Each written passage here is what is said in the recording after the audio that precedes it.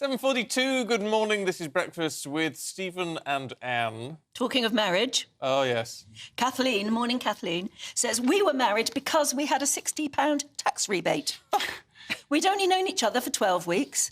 Now we've been married 50 years, through thick and thin. We've got 3 daughters and grandchildren with 3 great-grandchildren. So maybe the tax rebate thing works. 60 quid. Yeah. Elizabeth says, like you, Stephen, I was on my own for many years and wasn't looking for love. Then I met my husband when I was 39 and we married 2 years later. Oh. We were so incredibly happy for 17 wonderful years, but cancer took him from me in January. Oh, so sorry. Sorry. But I feel very blessed for those years together. Yeah, we've ended up talking about marriage and what makes a good marriage and what makes love, I suppose. That's the big question. What's this? Oh, this one. Simon, morning Simon, says, my first wife died when I was 38. She was the love of my life. Then 4 years later, I met someone new, got married, and it was a disaster. It lasted only 6 months. Be careful who you marry. Yes, well... Thanks for the warning. Even 4 years on, it sounds like a bit of a reboundy thing, doesn't it? Never good. Anyway, keep your thoughts coming through, gbviews@gbnews.com. Let's have a look through the papers with the author and journalist Susan Holder and co-founder of the Together Association, Alan Miller. Good morning. Good morning to you both. Susan, what's this in the Daily Mail about getting on your bike? Right, well, yeah, On Your Bike Vogue is the headline because Vogue magazine has published its annual list for 2023 of its 25 powerhouse women. I've checked, Anne, and neither of us are there. Oh, for heaven's sake. I know. I mean, obviously, I wouldn't expect me to be there, but it's an absolute travesty that you're not. Absolute travesty. However, I had to Google who was on the list other than the person who's getting the headlines, because the person getting the headlines, annoyingly, is the only sports representative who is transgender. And Emily Bridges, and you may not have heard of Emily Bridges, and it would be understandable if you hadn't, because her sporting success seemed to have peaked with winning the national junior men's record in 2018. Oh, it's one of those stories again, isn't it? And it is one of those stories. So I decided not to talk too much about that and Google instead who was on the list, because I was quite interested to know who other people were. And some of the people who are not mentioned in the papers are Kylie Minogue, the actress Jodie Comer, Killing Eve, who's a fantastic actress, the designer Sarah Burton, Camilla is there. Behind Burton's. No, she's not behind Burton's. I think I think she worked for Alexander McQueen. That's what I was going to say. And designed Catherine's wedding dress. Correct. Well done, we got that. Yeah. And Penny Mordaunt is also on there. Oh. And there's other people. There's designers, activists, there's some models and entrepreneurs. And if you're interested in that list, I would suggest you go and maybe look at it. Although I don't know why we're doing Vogue any favours, because I don't think it really is... when we've got so much female sporting heroes in this country, we don't even have to think... But that's why Vogue has done it, well, do you think to get so us talking about it. And we are talking about it. But I don't also think it does the transgender women much good, if that is the only person that they can put up. No. Really. And knowing it's a sport and trans is a controversial issue Correct. at the time, so they would That's why it's there. Correct. The trans. So it's a bit of a... maybe it is a bit of a cynical ploy by Vogue. Well, it might be there because they genuinely believe it, and I think that's one of the bigger problems, because it's not just Vogue that believes that, it's a lot of our... what? That is a person who is...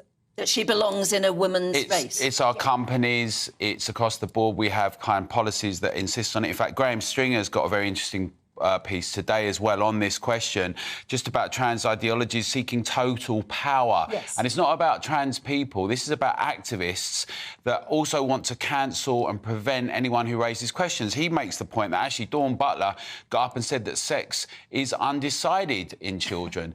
And he's talking about X chromosomes and X and Y, and he thought that was about just biological sex being clear. So I'm not sure. It is just trying to get press and PR. I think that people have bought into this and they're trying to kind of impose it as though, and then if you challenge it or ask questions, you're presented as beyond the pale, and that's a real problem. It is a problem, yeah. OK. Which is why we have to keep doing it. Yeah, but a lot of the issues with this is a lot of people with the loudest voices are the people with the least understanding.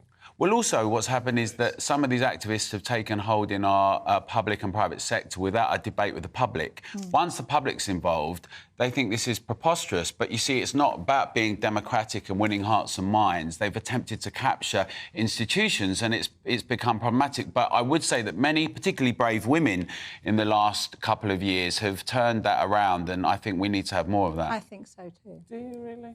I think women have to start standing up to this and saying that we need to protect female spaces and we need to have women... From what?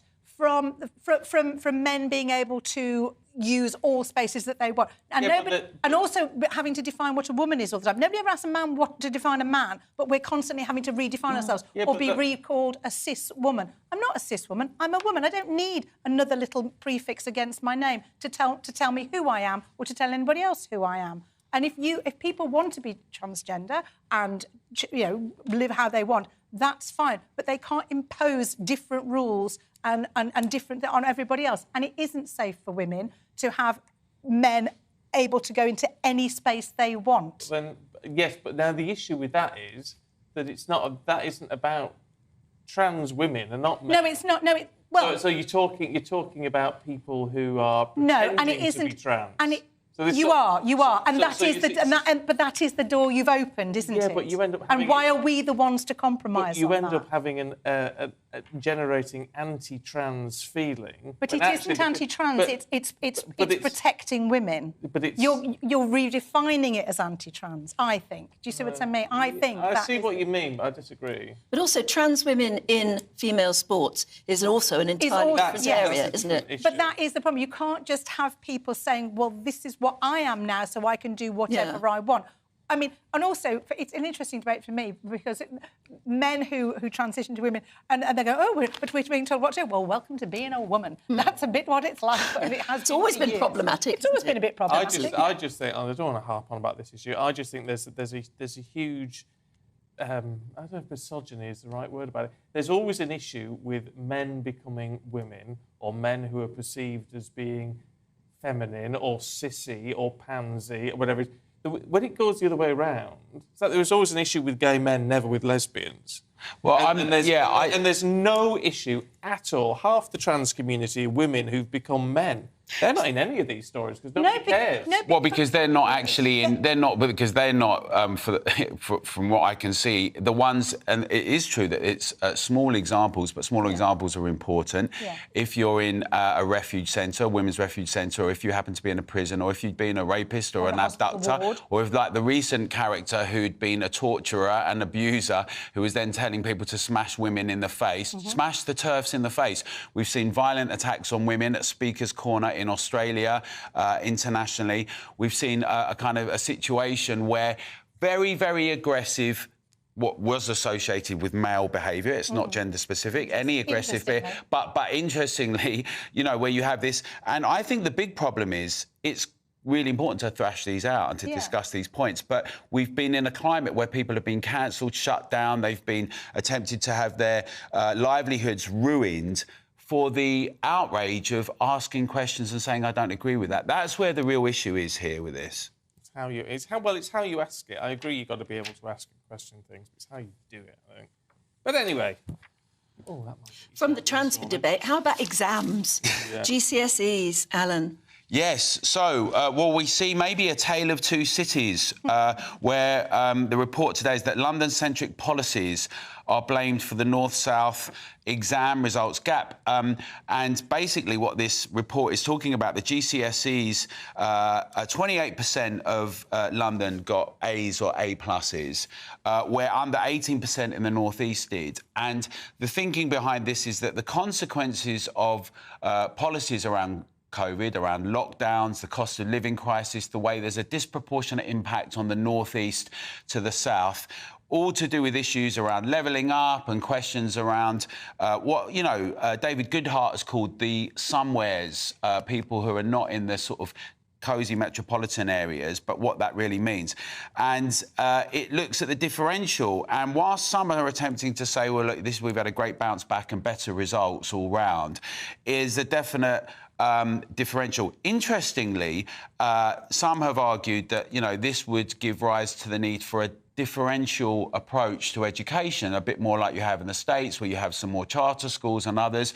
We know that some of the academies have done quite well, but it's certainly the case that, and it's always been the case, that some people from wealthier backgrounds, particularly in the southeast, are doing better, and this has been accentuated here.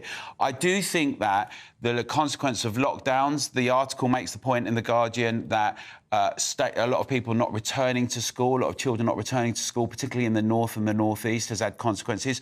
The consequences of lockdowns and policies around COVID we're seeing play out, as we said we would, in damaging ways. OK. Interesting points, I'm sure. Let's just finish off with Susan in the Mail, the wonky pub. The wonky pub. Right, what I don't understand about this is, and arson, bad, all the rest of it, bad. Yeah. But so many headlines over a derelict pub that was burnt down. Yes, I know. It's weird, isn't it? It is weird, but it is a story that I've been following as a Black country girl, and you know I did work on the Black Country Bugle as my first ever newspaper. So and I have been following this story. Yeah, it was a very unusual pub that had all very wonky, you know, outside and inside, and very quirky, and clearly it was much loved. Now the question, of course, is: was it loved enough to be used enough and to be a good going concern? And if it had been, maybe this wouldn't have happened to it. But it does look like that people wanted to use the area for something else, possibly, and that is why it's met its demise. And there were lots of kind of things that went on that people have been very angry about all over social media, particularly in the Black Country. There's lots of campaigns. But they have now arrested 2 men over the possible arson. But more interesting, I thought, they've also actually, the local councillors have made them leave the bricks and the foundations because they want it rebuilt, don't they? At the site, and they're being protected at the moment because they are looking to try and rebuild this, which would be very interesting if they managed to do that. And then maybe it would be a very, very popular place and people will go back to it. I think maybe it would. Susan, Alan, we need to leave it there. Thanks very much indeed. Should we catch up with the weather?